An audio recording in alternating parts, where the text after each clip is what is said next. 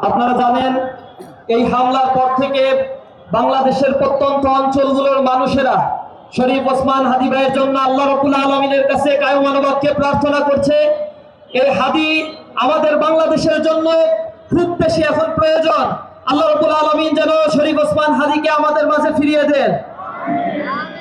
আজকে আমরা দীপ্তভাবে বলতে চাই, শরীফ ওসমান হাদী হচ্ছে একটা আগ্নেয়গিরির নাম, যার নামাজ বাংলাদেশের প্রত্যন্ত অঞ্চল পর্যন্ত ছড়িয়ে পড়েছে। শরীফ ওসমান হাদী আধিপত্যবাদের বিরুদ্ধে যেভাবে উচ্চকণ্ঠে স্বৈরাচারের বিরুদ্ধে যেভাবে দাওয়া বাজিয়েছে, তা জুলাই বিপ্লবীদের রক্তে আগুন ধরিয়ে দিয়েছে। সুতরাং আমরা বলতে চাই, ওসমান হাদীকে তারা হত্যার চক্রান্ত করেছে, যাকে তারা আক্রমণ করেছে, অনতি বিলম্বে এই ফাঁসিবাদের দোষরদের গ্রেফতার করতে হবে।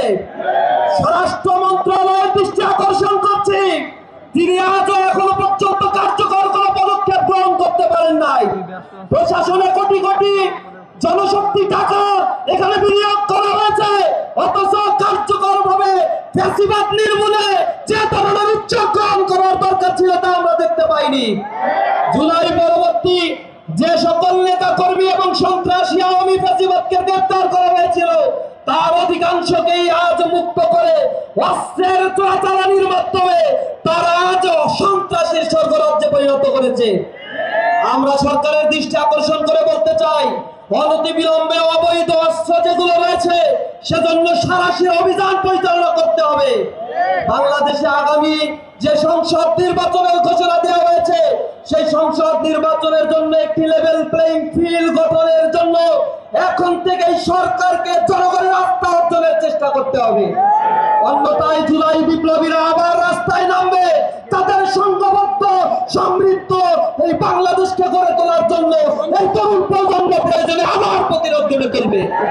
সকলের কাছে ধন্যবাদ জানাই। আল্লাহ রাব্বুল আলামিনের কাছে আমরা দোয়া করব, ইনশাআল্লাহ আমাদের বিশ্বাস, কোটি প্রাণের বিশ্বাস, সবাই আল্লাহর কাছে দোয়া করছে শরীফ ওসমান হাদী ফিরে আসবে এবং তিনি সুস্থ অবস্থায় আধিপত্যবাদের করাল গ্রাস থেকে ভূখণ্ডকে মুক্ত করার জন্য লড়াই চালিয়ে যাবে ইনশাআল্লাহ।